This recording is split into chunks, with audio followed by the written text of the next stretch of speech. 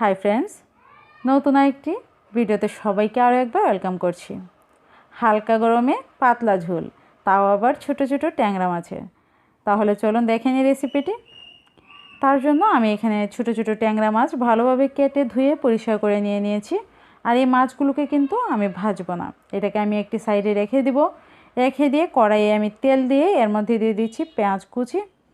পেঁয়াজ কুচিটাকে আমি হালকা একটু লবণ দিয়ে খুব ভালোভাবে ব্রাউন করে ভেজে নিব। তো দেখতেই পাচ্ছেন বন্ধুরা, আমার পেঁয়াজটা ব্রাউন কালার হয়ে গিয়েছে। এবার এর মধ্যে আমি দিয়ে দিচ্ছি আদা আর রসুনের পেস্ট। এবার আদা রসুনটাকেও আমি এর কাঁচা গন্ধ যাওয়া পর্যন্ত ভেজে নেব। এরপরে আমি এর মধ্যে অল্প করে পানি দিয়ে দিব, যাতে করে মশলাটা কষানোর সময় মশলাটা পুড়ে না যায়। তো এই মশলার মধ্যে দিয়ে দিলাম আমি হলুদের গুঁড়া, দিয়ে দিচ্ছি মরিচের গুঁড়া আর দিয়ে দিচ্ছি ধনিয়া গুঁড়া। এবার এই মশলাগুলোকে আমি খুব ভালোভাবে কষিয়ে নেব। একটু সময় নিয়ে কিন্তু মশলাগুলোকে কষাতে হবে, তাহলে মশলার মধ্যে যে একটা কাঁচা গন্ধ থাকে সেটা থাকবে না। তো দেখুন, মশলাটা আমি ভালোভাবে কষিয়ে নিয়েছি। আর বন্ধুরা, এইভাবে কিন্তু এরকম হালকা হালকা গরমে কিন্তু খুবই ভালো লাগে এই রেসিপিটি। আপনারা অবশ্যই বাসায় একবার হলেও ট্রাই করবেন। তো এর মধ্যে আমি দিয়ে দিলাম কিছুটা পরিমাণে পানি। আর আমি এখানে পানিটা দেওয়ার পরে দিয়ে দিচ্ছি কাঁচা ধুয়ে বেছে রাখা মাছগুলো, ট্যাংরা মাছগুলো। এবার এই মাছগুলোকে আমি একদম আলতো হাতে একটু নেড়ে চেড়ে কষিয়ে নেব। এই ঝোলের মধ্যেই কিন্তু মাছটা ভালোভাবে কষানো হবে। মাছটা দেখুন ভালোভাবে কষানো হলে এখন কিন্তু আমি মাছটাকে উঠিয়ে নেব। তো বন্ধুরা, মাছটাকে কিন্তু একটু সময় নিয়ে খুব আলতো হাতে খুব ভালোভাবে কষিয়ে নিতে হবে, তাহলে মাছের মধ্যে কোনো গন্ধ থাকবে না।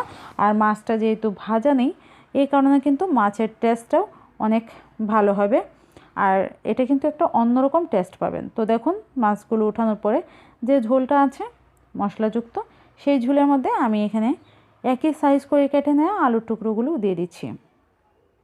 এবার আলুটাকেও কিন্তু আমি ঝোলের সাথে একটু নেড়েচেড়ে মিশিয়ে নিচ্ছি। তো সব সময় তো আমরা মাছটাকে ভেজে নিয়ে তৈরি করি, তো এরকম একবার হলেও ট্রাই করবেন, অবশ্যই ভালো লাগবে। দিয়ে দিচ্ছি লবণ, যাতে করে আলুর মধ্যেও লবণটা খুব ভালোভাবে ঢুকে যায়। আর ঢাকা দিয়ে কিন্তু আমি আলুটাকেও সিদ্ধ করে নিব, এবং এই পর্যায়ে এসে কিন্তু আমি আলুটা খুব ভালোভাবে মশলার সাথে কষিয়ে নিব।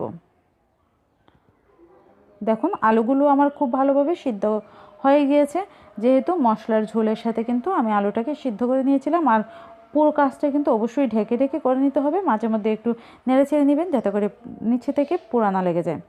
তো আলুগুলো আমার ভালোভাবে কষানো হয়ে গিয়েছে। এবার দিয়ে দিচ্ছি এর মধ্যে টমেটো কুচি। আমি এখানে একটি মিডিয়াম সাইজের টমেটো কুচি করে নিয়েছি। তবে বন্ধুরা, টমেটো কিন্তু যে কোনো খাবারের স্বাদই বাড়িয়ে দেয়, অবশ্যই টমেটোটা দেওয়ার চেষ্টা করবেন। দিয়ে দিচ্ছি কাঁচামরিচ কুচি। কাঁচামরিচটা আপনারা ঝাল বুঝে দিয়ে দিবেন, যে যতটুকু পছন্দ করেন খেতে।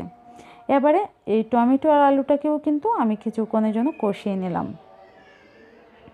তো দেখতেই পাচ্ছেন, আমার টমেটো আলুটা খুব ভালোভাবে কষানো হয়ে গিয়েছে। এবার এর মধ্যে কষিয়ে রাখা মাছটাকেও কিন্তু আমি দিয়ে দিলাম। আর এই পর্যায়ে এই আলু, টমেটো আর মাছটাকে আমি একসাথে মিশিয়ে নেব। তবে বন্ধুরা, এই কাজটা কিন্তু একদমই আলতো হাতে করতে হবে, একটু সাবধানে কাজটা করবেন। মাছগুলোকে ঠিক এই পর্যায়ে কিন্তু কষিয়ে নেওয়ার সময়, নাড়িয়ে নেওয়ার সময় একটু আলতো হাতে করবেন, নাহলে মাছগুলো ভেঙে যাবে। দিয়ে দিচ্ছি পরিমাণ মতো ঝোল। আপনারা যতটুকু ঝোল রাখতে চান ততটুকু দিয়ে দিবেন। আর এটা একটু পাতলা ঝোল হবে, যেহেতু হালকা গরমে পাতলা ঝোল। তো দেখতেই পাচ্ছেন, আমি ঢেকে মাছটাকে ফুটিয়ে নিয়েছি।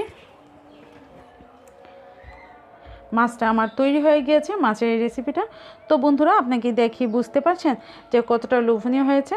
খুবই সাধারণভাবে তৈরি করা, হয়তো অনেকে এইভাবে তৈরি করে থাকেন, কিন্তু যারা এইভাবে তৈরি করে এখনও খাননি তাদের জন্য কিন্তু আমার আজকের এই রেসিপি।